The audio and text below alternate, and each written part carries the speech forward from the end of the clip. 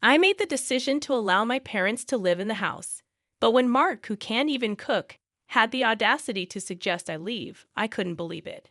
He approached me with a smile, as if he had achieved something significant, and said something so outrageous that it left me speechless. I could never allow my parents to live in my house, only for Mark to try moving in with my in-laws without my permission and attempt to evict me, the rightful owner. Mark's controlling nature had bothered me for a while, but now it felt sickening. I couldn't continue this way with him. His entitled attitude and the way he behaved as if he owned the house, despite not contributing financially, had worn me down. I am Sarah, a woman in my 40s, and I work hard to support our family. Mark, my husband, stays at home and takes care of household chores. While I appreciate his contributions, his domineering personality had become unbearable. His demands, like asking me to fetch ice cream late at night, grated on my nerves. When I refused, he threatened me, reminding me of his supposed authority as the husband. His constant need to assert his dominance and demand respect solely based on his gender infuriated me. Dealing with his behavior on top of my demanding job felt unbearable. I finally told him, "I'm really tired." I had reached my breaking point and couldn't continue living like this. I decided to retreat to my room for some rest, seeking solace from the mounting tension with Mark. However, he wasn't pleased with my attitude and confronted me, demanding an explanation for my behavior towards him. Threats loomed in his words, his anger palpable as he asserted his authority over me. Feeling utterly drained, I mustered a forced smile and apologized, hoping he would understand my exhaustion. But Mark's disappointment in me only grew, leaving me no energy to argue. I apologized once more and withdrew to my room, my spirit crushed by his overbearing behavior. Day by day, I endured Mark's tyranny, worn down by his constant demands. Then my breaking point came when I fell severely ill, diagnosed with a stress-induced fever. Unable to move, I had to take a day off work, lying in bed, too weak to care for myself. When I told Mark about my condition, he dismissed it, accusing me of making excuses and refusing to help. Alone in my room, feverish and weak, I endured a night of unbearable pain. In my delirium, I wished for an end to my suffering. I longed for a simple gesture of care from Mark, a cold compress, or even just a comforting word. But my desires remained unmet, leaving me drowning in a sea of loneliness and self-doubt. Questions plagued my mind. Why was I the only one subjected to this torment? What had I done to deserve such treatment? The agony of my situation, coupled with Mark's callousness, weighed heavily on my soul, pushing me to the brink of despair. I couldn't help but wonder why things couldn't just work out with Mark. The pain from my ongoing ordeal brought me to tears, and when my fever finally subsided after 3 days of rest, I had to return to work. My colleagues and bosses showed genuine concern, asking if I was truly all right.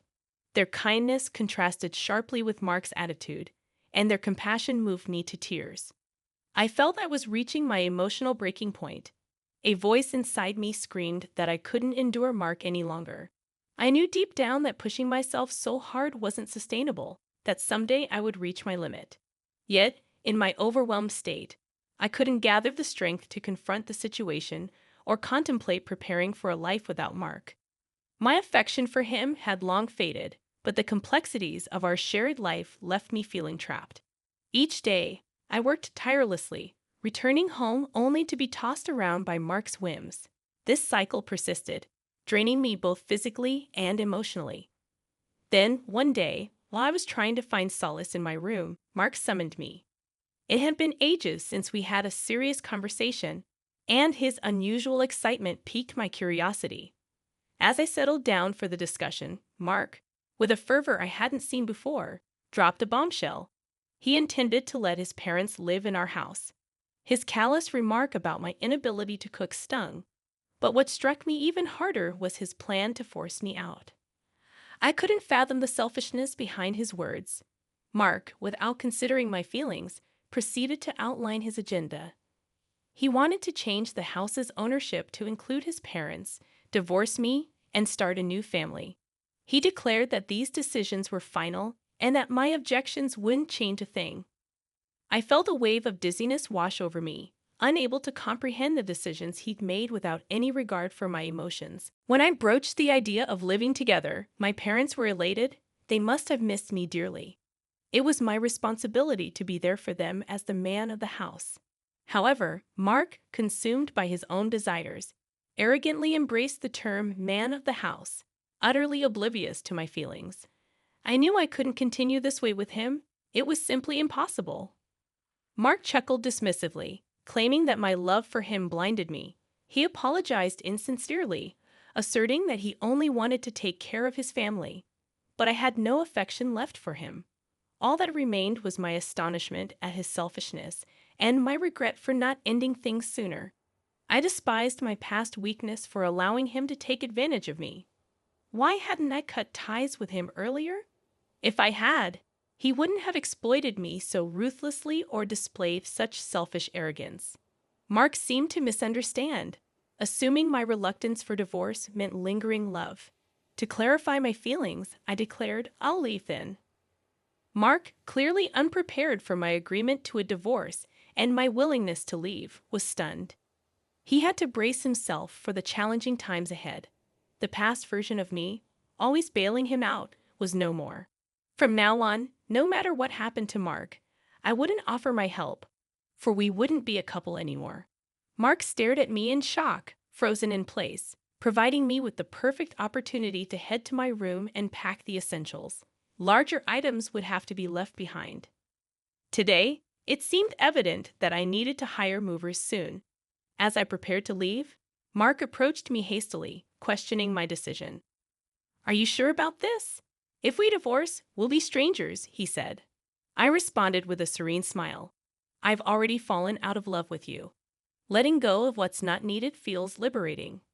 My words hung in the air, leaving Mark looking utterly lost. I nodded, thanking him for everything, and walked away from our house.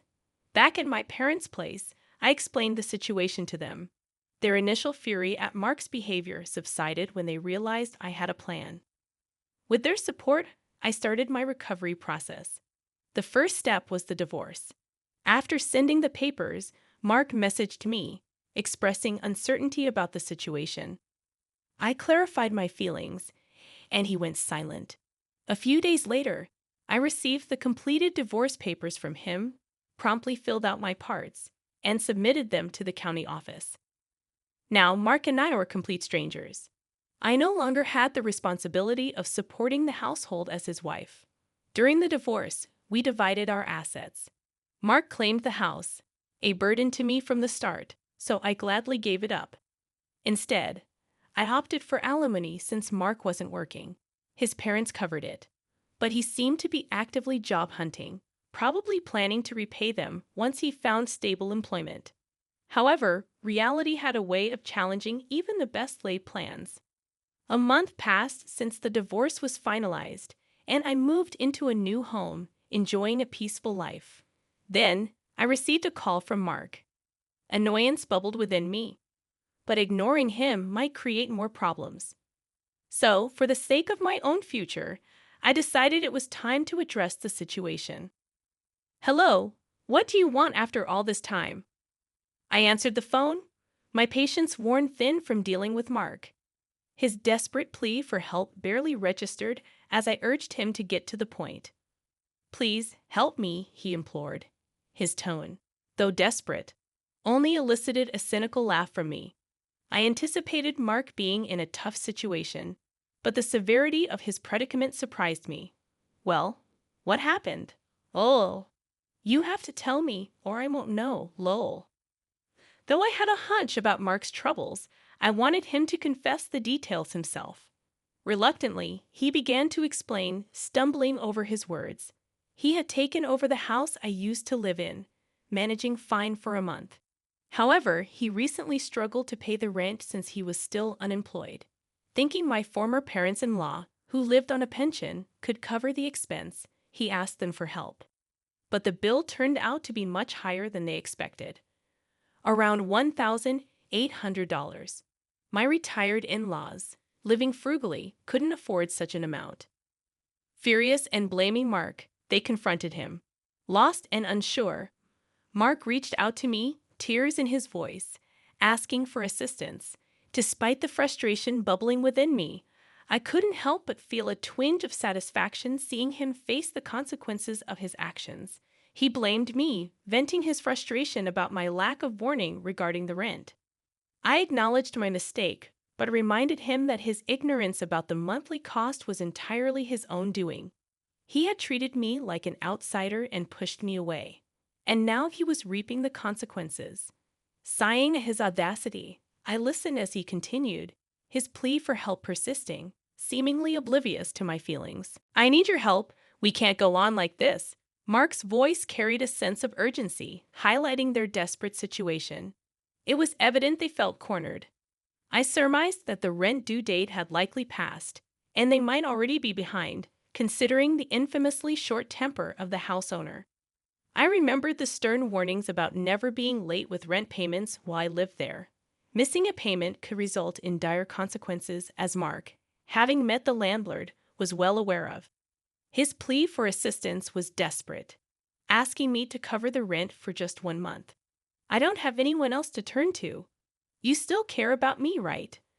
Mark's words were laced with selfishness, expecting me to help just because we were once married. I wanted to tell him that my feelings for him had long faded, but I held my tongue. Instead, I coldly replied, "I'm sorry, but do I have any obligation to help you? You were the one who left me. Isn't it too convenient for you to seek my help now?"